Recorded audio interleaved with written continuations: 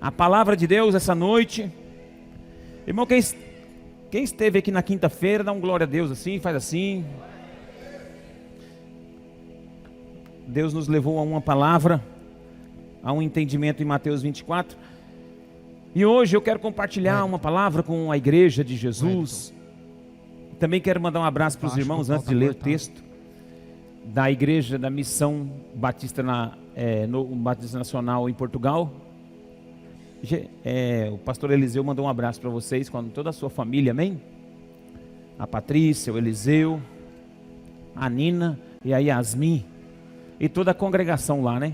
Eles estão firmes, irmãos, estão firme e forte. Aí ele falou comigo essa semana assim, eu falei, e aí, irmão, como é que tá a peleja aí, as coisas? Ele falou assim, tem umas lutas aqui na igreja. Eu falei, mas aí na Europa, irmão, lugar chique, coisa assim, eu acho que não tem luta, né? Igreja que dá assim, luta, mas é no Brasil, né? Ele falou, não, pastor, a igreja é igreja em tudo quanto é canto. É na reserva, é no Lambari, é na Araputanga, é em Portugal também, é nos Estados Unidos, qualquer lugar. É igreja onde tem ser humano sendo tratado, trabalhado, talhado pelo Senhor. Em todos os lugares temos as nossas dificuldades, nossos enfrentamentos. Então eu tenho luta, você tem. Agora, uma coisa você tem que ter na convicção. Você vai deixar essa luta te matar? Você vai deixar essa luta te parar? Eu já fiz uma oração, já falei com Deus, para me parar, só se arrancar a cabeça e colocar numa bandeja, igual a de João Batista. Não me para, enquanto eu estiver esperneando, não para, no nome de Jesus. Você não pode parar. Se você tiver intimidade com alguém que está do seu lado aí, faz tempo que eu não mando ninguém falar nada para ninguém, também já estava na hora, né? A pandemia até acabou com esse jargão, né?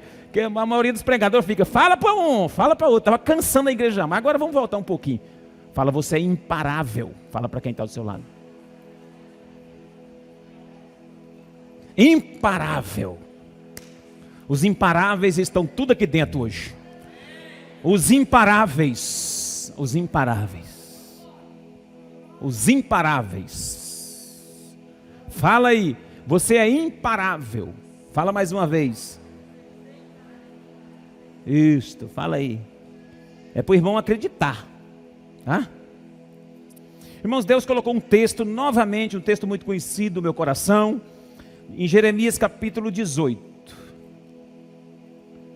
Ali todo mundo conhece a história do oleiro, do barro, do vaso. Deus me levou a um entendimento, eu anotei algumas coisas, e eu quero compartilhar com vocês a respeito do que Deus tem falado comigo.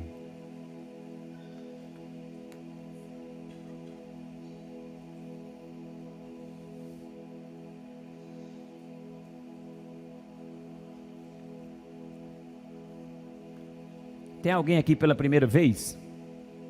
Não, né? Primeira? Que bom, Deus abençoe, tá? Fica na liberdade do Espírito Santo. Primeira também? Ali? Que bênção, hein? Ó, sejam bem-vindas. Aleluia. Irmão, Deus está no negócio, hein? Agora que vai começar. Até agora não tinha ido. Deus estava só treinando, capacitando você para avançar. Agora que é sua hora chegou. Você vai frutificar nesse reino aí, em nome de Jesus. Olha, veja bem, vamos ler o texto. Eu só quero ler até o verso de número 5. A palavra do Senhor que veio a Jeremias dizendo, capítulo 18, tá? Jeremias 18.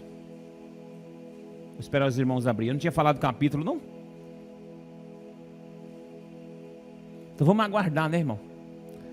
Por que adianta falar para abrir se não esperar o povo? Aleluia. Todo mundo aí tranquilo? Palavra do Senhor que veio a Jeremias dizendo, dispõe-te, desce à casa do oleiro e lá ouvirás as minhas palavras. Desci à casa do oleiro e eis que ele estava entregue à sua obra sobre as rodas. Como o vaso que o oleiro fazia de barro se lhe estragou na mão, tornou a fazer dele outro vaso, segundo bem lhe pareceu. Então veio a mim a palavra do Senhor, dizendo: não poderei eu fazer de vós como fez este oleiro, ó casa de Israel? Diz o Senhor: eis que como barro na mão do oleiro, assim sois vós na minha mão, ó casa de Israel. Amém, até aí. Irmãos, todos conhecem de fato esse texto, todos conhecem. A maioria de vocês já ouviram pregações, meditações inúmeras sobre isso. Mas o que eu quero fazer uma abordagem a respeito desse texto é sobre o que Deus tem como um plano, e é ilustrado por essa visão que Deus dá a Jeremias. Essa não é apenas uma visão, faz parte de um contexto e de um plano que Deus tem. Aqui ele está dizendo diretamente com a casa de Israel. E na verdade nós nos tornamos também casa de Israel, uma vez que fomos enxertados na videira. Nós fomos enxertados. Então nós também, como igreja de Deus, nós também somos a casa de Israel. Então a gente pode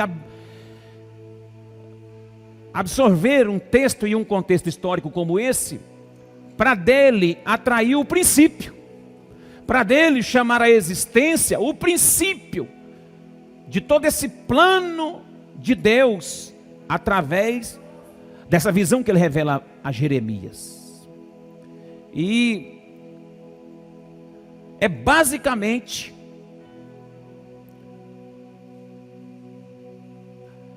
a palavra gerar de novo.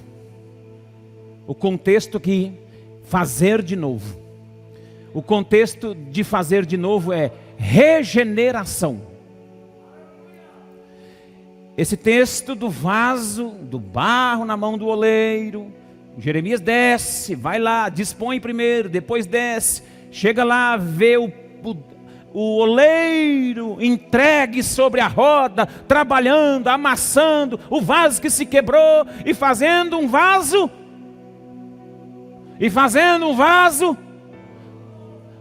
Vou melhorar. E fazendo um vaso novo. Então, basicamente é a regeneração. É um princípio, é algo de Deus. Paulo Borges Júnior, ele diz que, eu vi um comentário dele sobre a reforma protestante. E ele diz que Deus não está disposto a reformar ninguém. E ele usa a base de um comentário, e eu também penso como ele, concordo com ele, porque, veja bem, a maioria de nós sabe que Martim Lutero, João Calvino e todos os outros reformadores da época, eles não queriam dar essa ideia para o povo. Eu tenho certeza, eu concordo com essa análise de alguns teólogos, inclusive do pastor Paulo, que diz assim, que ele crê, e eu também creio, que os reformadores não queriam trazer essa nomenclatura. Ele não queria que nós entendêssemos isso. Isso veio acontecendo depois. Essa ideia de uma reforma geral e protestante, ela veio depois, com o andamento da igreja, com o andamento da religiosidade, aonde o Estado encosta, aonde eles normatizam tudo, criam regras, estabelecem novas regras. Então deu-se a ideia de que a igreja reformou algo que já existia, passou-se por uma reforma até boa, mas que na verdade não foi algo novo que aconteceu. Mas a ideia dos reformadores era trazer algo novo. Mas aí o inimigo, a religião, passou-se a ideia, anos e anos, séculos e mais séculos, como reforma protestante. E aí a maioria dos cristãos, agora dia 30, que dia que vai ser que celebra? Dia 31 de outubro, celebra-se a reforma, uma bênção. Martim Lutero pregou lá suas 95 teses, que contrapunha algumas teses do catolicismo na época, da ideia. E ele trouxe isso, mas ele não queria apenas fazer uma reforma. Não é possível, porque a reforma em si, irmão, ela não é algo proposto por Deus. Se a gente for caminhar na Bíblia, a gente não vai ver Deus reformando nada. Deus vai ver Deus fazendo de novo. E aqui nós estamos diante de um texto em que Deus pega algo quebrado, que ele podia bem fazer uma reforma e não fez. E o vaso ilustra quem você é, ilustra quem eu sou, a igreja de Jesus, o povo de Deus, a casa de Israel. E ele pegou esse vaso deteriorado, quebrado, trincado, rachado, e ele aproveitou a essência, aproveitou aquilo que faz parte da nossa essência, mas ele não nos reformou, ele nos fez de novo. Deus não é Deus de reforma. E aí eu preciso ilustrar aqui para entrar nessa mensagem. Quem é da época aí dos 30 anos, 40 anos, vai lembrar, antigamente, quando se consertava sapatos, para o serviço ficar mais barato, os sapateiros trocavam somente a parte que estava mais gasta, do solado do sapato. E isso é conhecido de forma análoga, existe um nome. Como chama o nome para essa reforma que dava nos sapatos? Hoje quase não tem mais isso. Fala aí. Como se chama? Aí o Pedro respondeu: meia sola. O homem sabe, é meia sola. Por que meia sola? Porque ele analisava se a parte do salto tivesse bom, a maioria das vezes estava. Ele cortava apenas uma meia sola e colava daqui para cá. Aí quando ia gastando, fazendo buraco na linha, colocava outra meia solinha. Então essa expressão meia sola é para exemplificar serviço, um ajuste. Os eletricistas não gostam que a gente fala gambiarra. Eles falam assim, ajuste técnico.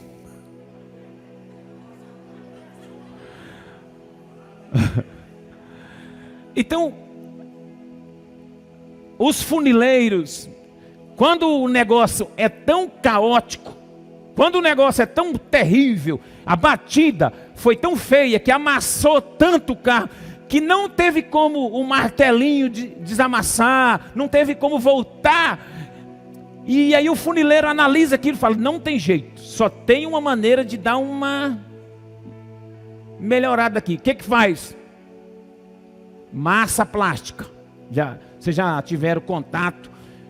Vocês já viram a massa plástica? Passa aquela massa, corrige aquele buraco, aquele amassado. Mas com o tempo ela se revela, irmão. Com o tempo, o ferrugem vem, bate o lugar, descasca de novo, porque foi feita somente uma reforma. O texto que nós temos de Jeremias não se trata de reforma, se trata de gerar de novo, se trata de regeneração. Se trata de um aspecto de fazer de novo. Você já parou para pensar que a gente utiliza de vários artefatos para fazer reforma? Mas uma coisa boa que a gente usa para fazer reforma, que você sempre deve usar, e eu tirei isso de um exemplo quando eu fui mudar. Eu já mudei muito de casa.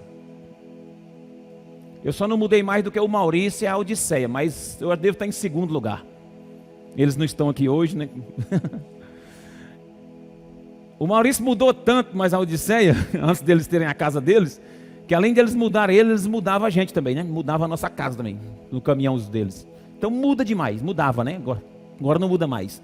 Mas uma dessas mudanças eu me lembro, que tinha um guarda-roupa que já tinha passado por umas 3, 4 mudanças, e aí todas as vezes o homem ia, desmontava para não quebrar, e colocava, mas numa dessas nem desmontando não teve jeito. Teve um que foi lá, nos ajudou, e aí sabe o que ele usou? Prego. Ou coisa boa para fazer reforma é tal de prego.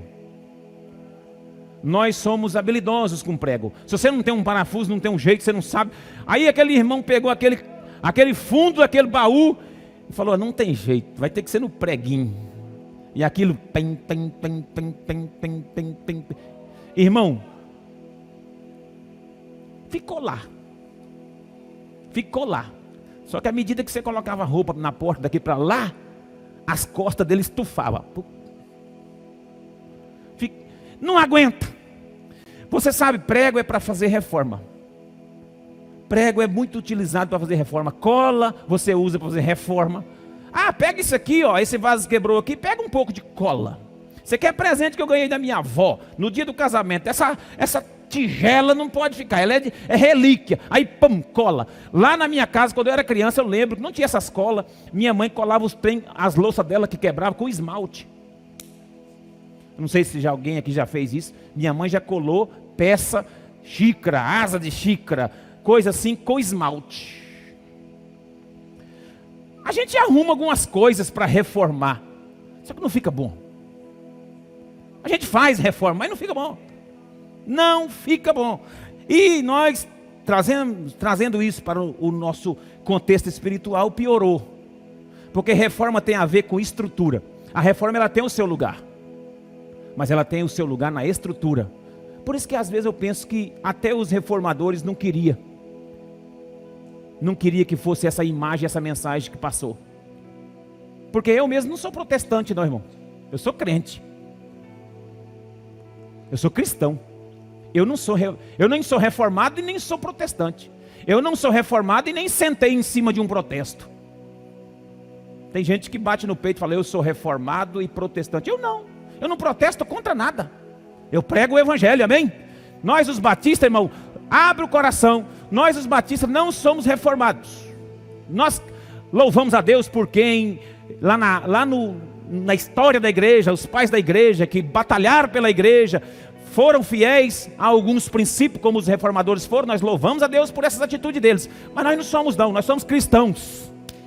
Nós somos seguidores de Jesus. Amém? Nós não fomos reformados não, nós somos nova criatura. Ele nos encontrou quebrado, mortos em delitos e pecados, e Ele não nos reformou não, Ele nos fez de novo. Reforma tem a ver com estrutura. A estrutura eu até concordo que ela deva de vez em quando passar por uma reforma. Porque reforma tem a ver com estrutura, tem a ver com ajuntamento, tem a ver com ordem. Reforma ela é feita com base naquilo que a gente prega. E conforme for o jeito que você prega, revela a sua ignorância. Deixa eu fazer uma pergunta. Paulo Borges fez essa pergunta. Você acha que se Jesus não tivesse sido pregado, porque Jesus foi colocado na cruz, depois pregaram suas mãos, os pregos. Você acha que se Jesus não tivesse sido pregado, ele escapava da cruz? Os pregos então não servem para nada. Os pregos revelam a nossa arrogância, a nossa brutalidade. Os pregos revelam a nossa petulância. Os pregos revelam o nosso autoritarismo. Os pregos revelam a nossa reforma. E a nossa reforma é a forma da ignorância. Presta atenção, a nossa reforma é a forma da arrogância e da ignorância de algo que não precisa e que não tem efeito. Os pregos não teriam efeito algum. Agora, Jesus ao sair da cruz, com prego ou sem prego, ressuscitou. As marcas ficaram lá. Só que aí Jesus regenera, faz de novo, cicatriza. As marcas, ela não é feita uma reforma, não emendou, não costurou nada. Ele simplesmente fez de novo. As cicatrizes revelam o novo, revela algo que foi regenerado e não reformado. E os pregos é coisa nossa, cola é coisa nossa, esse ajuntamento é coisa nossa. O oleiro aqui trabalhou no vaso e ele não colou o vaso, ele não ajuntou peça com peça, quebra-cabeça, e foi pegando pedacinho, pedacinho. Esse dá para aproveitar, isso aqui ainda dá. Não. quebrou na mão do oleiro, patifou. Vou aproveitar esses cacos e vou fazer de novo, e vou fazer novo. Irmão, Deus não reforma, Deus faz de novo. Repita comigo: Deus não reforma, Deus faz de novo. Regenerar é gerar de novo. Fazer de novo não significa fazer diferente. Olha para mim. Fazer de novo não significa que ele faz diferente. Quando ele faz de novo, ele traz a proposta original e não diferente. Quando Deus faz de novo, ele não te fez diferente. Ele te devolveu a forma. Não vou nem usar a forma. Ele te devolveu a originalidade do que você era e quebrou. Você era e quebrou. Olha para mim, você quebrou? Você se quebrou? Está quebrado? Quebrou em alguma área? Deus quer devolver a sua originalidade. Ele não quer te fazer diferente. Você é o que é na mão dele. É vaso, é barro na mão do oleiro. Ele quer te devolver o propósito da originalidade. Você está descaracterizado. O vaso está quebrado, ele descaracterizou. Mas Deus devolve a originalidade. Se você está num processo de trincadura, quebradura, Deus quer te fazer original. Deus quer te devolver a originalidade. Deus não quer te fazer diferente. Ele quer pegar quem você é, do jeito que você está aí quebrado, e te fazer original novamente. Eu posso ouvir um glória a Deus dentro da igreja? Então quando nós usamos a expressão renovação, não significa novidade. Significa que foi devolvida a originalidade. Porque a gente prega muito sobre renovação espiritual. Renovação espiritual não é que Deus está fazendo alguém diferente todos os dias. Não é que Deus está mudando conforme a queda. Não. Deus não altera o propósito dele. O propósito é te devolver para a originalidade. É te devolver a semelhança que ele já te criou. Você saiu do percurso, se quebrou. Então renovação na sua vida não significa que é novidade. Significa originalidade. Devolver aquilo que você já foi um dia. E aí que Deus quer te trabalhar. Eu profetizo que essa noite Deus vai entrar no mais profundo do nosso ser aqui, devolvendo a originalidade. Deus trabalha no processo para devolver essa originalidade, para voltar ao plano original. É tudo isso que Deus está fazendo conosco. O que Deus está fazendo com o mundo, está fazendo com as cidades, com os estados, com o Brasil. Tudo que Deus está fazendo com essa pandemia, tudo que Deus está fazendo é devolvendo os vasos à sua forma original. Porque quebrou, Deus está devolvendo. Deus não está querendo uma igreja diferente. Deus não está querendo gerar um povo diferente. Deus não está querendo fazer obreiros, profetas diferentes. Não. Deus está querendo pegar esse povo quebrado que está aí e devolver ao plano original.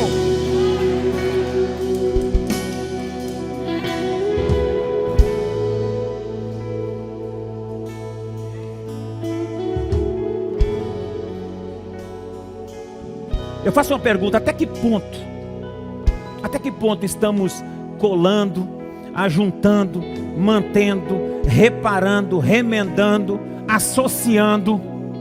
Até que ponto? Deus não ajunta, Deus une. Eu quero te dar essa palavra: Deus não ajunta, Deus une. Unir é diferente de ajuntamento, porque unir tem a ver com unidade. Ajuntamento tem a ver com colagem, tem a ver com prática mais nossa. Agora unidade não, é amalgamado, é Deus que uniu. A Bíblia diz que o que Deus uniu, o homem não pode separar. Isso não é ajuntar, é unir. É carne na carne. Isso não se rasga, isso não se quebra. E quando se quebra, ele devolve para a originalidade.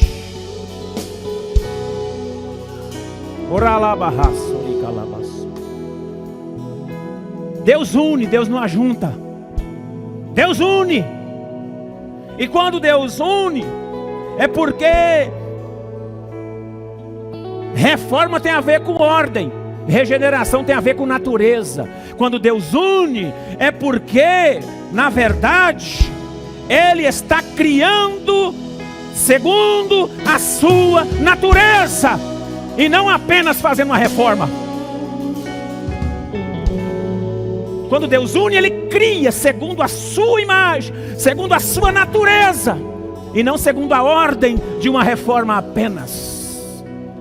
Deus une. Isso é regeneração, isso é transformação, isso é natureza transformada, isso é unidade. Se não for assim, é parceria, é sociedade. Se não for assim, é associação. Qualquer outra coisa fora dessa união, fora dessa unidade, é parceria.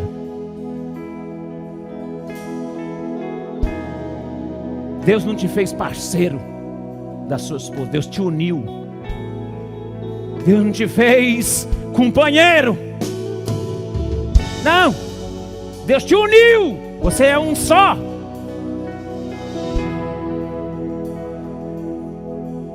Você não foi ajuntado, não. Você não foi colado, não.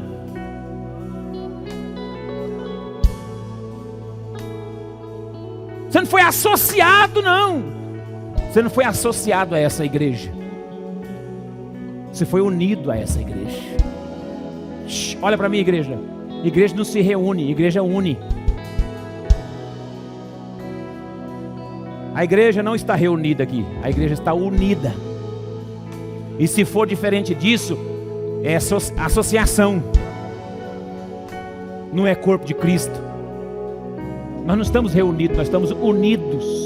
Foi Cristo na cruz que nos uniu através de seu sangue e nos tornou um corpo para Ele, que é o cabeça.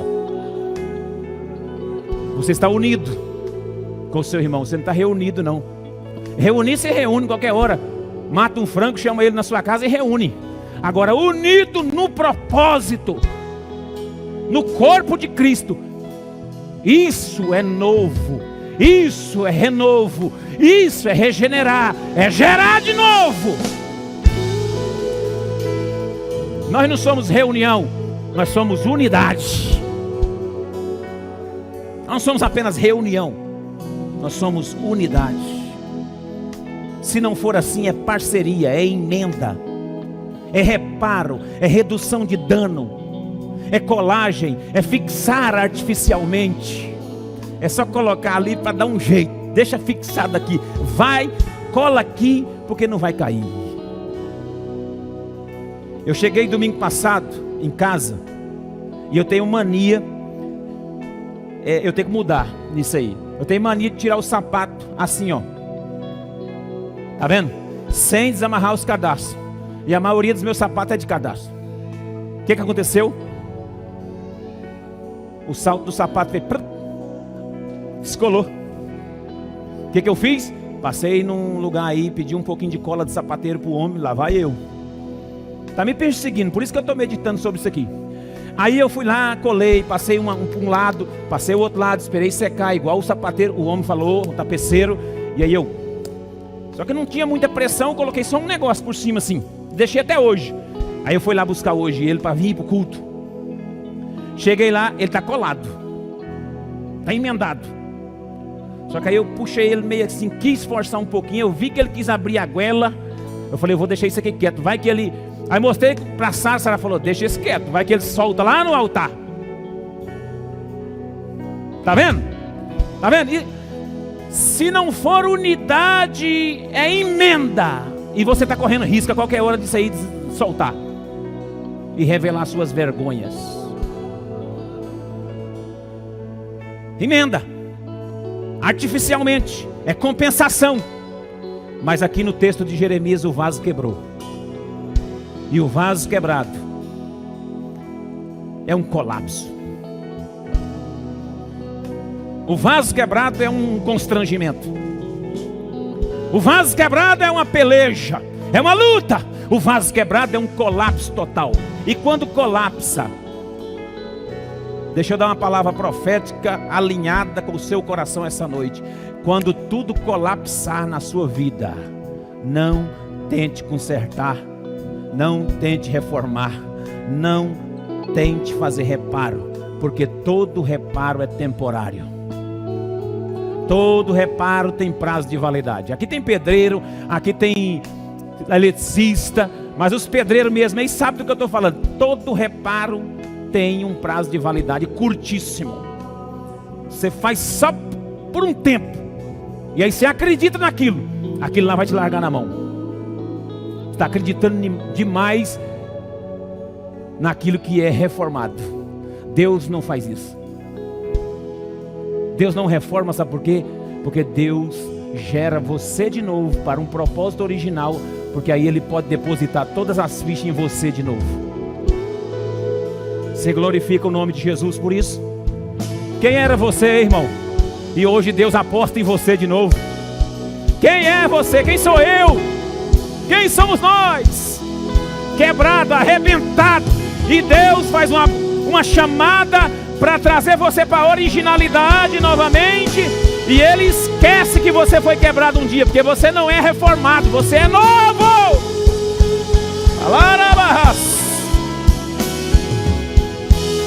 Eu concluo com algumas verdades, algumas constatações. Não costure, não reforme, não amarre, não cole. Isso traz a falsa sensação de que ficou bom. Segundo, isso provoca a ameaça de que a qualquer momento o problema vai voltar. Não costure, não reforme, não amarre. Isso vai te ameaçar constantemente, que a qualquer momento vai te largar na mão. Terceiro, o reformado, ele tem o aspecto de que se assenta em cima do protesto e acha que tá bom. Reformado é diferente de novo. Você conhece o crente reformado? O crente reformado, ele acha que tudo tá bom, e em detrimento do bom ele perde o excelente. Ele perde aquilo que é mais excelente, porque ele acha que tá bom. Irmão, Deus não é Deus de coisa boa, Deus é Deus de coisa excelente. Deus não quer te fazer apenas bom, não. Jesus chegou próximo a um jovem rico, e o jovem rico não seguiu Jesus, mas o jovem rico abordou Jesus assim: bom mestre. Jesus não aceitou esse título de bom. Jesus falou: por que você está me chamando de bom? Só há um que é bom, que está no céu, o Pai, o Deus Todo-Poderoso. Jesus refutou ele. E aí eu fui pensar, será por quê que Jesus não aceitou que aquele jovem rico chamasse ele de bom? Já pararam para pensar isso aí?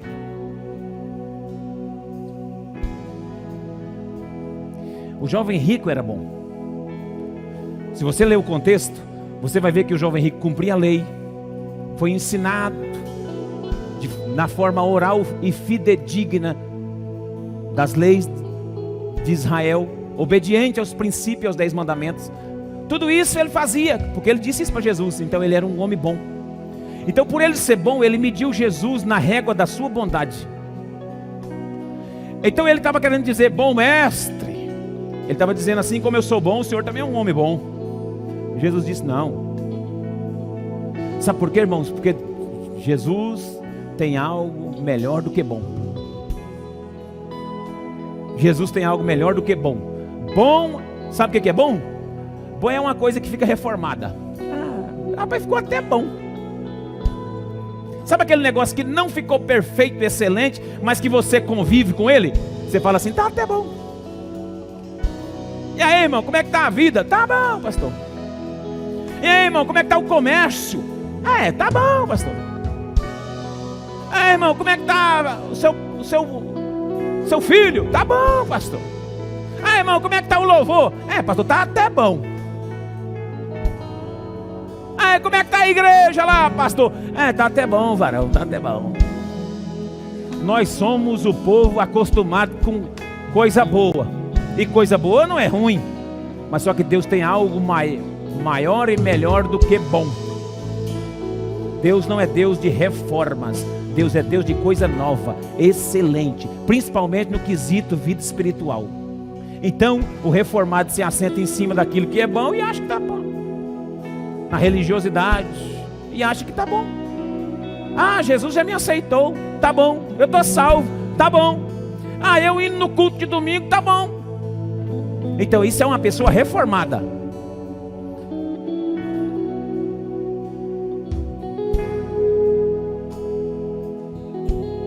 Quarto,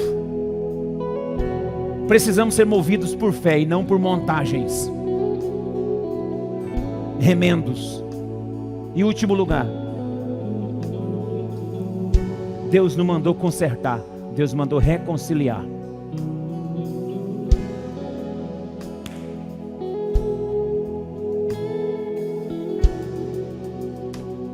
A palavra é boa, só que é forte. A palavra é boa, mas você tem que engolir. Senão você sai daqui assentado em cima dos remendos e dos ajustes que você anda fazendo. A palavra é boa, só que você tem que engolir.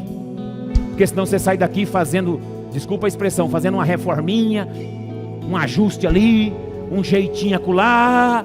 Você sabe que essa maldição está em cima do Brasil? Sabe como é que o povo brasileiro é conhecido? O povo do jeitinho brasileiro. O cara falou, não, lá no Brasil todo mundo dá um jeitinho, qualquer coisa você ajusta. Isso é maldição sobre a nação. Eu repreendo isso nesse lugar. Não tem negócio de dar jeitinho aqui não. Jeitinho é propina, jeitinho é rolo, jeitinho é enganação, jeitinho é mentira. A massa plástica, uma frase de Paulo Júnior, a massa plástica é uma forma elegante de justificar a mentira. A mentira está por baixo, na frente está lisinho, sepulcro caiado. Deus não faz isso, irmão. Deus não remenda. Vamos ler um texto que está em Marcos capítulo 2, verso 21. Para encerrarmos aqui e orar. Marcos 2, 21. Olhe para lá. Olhe para a tela. Ninguém costura remendo de pano novo em veste velha, porque o remendo novo tira parte da veste velha e fica maior a rotura.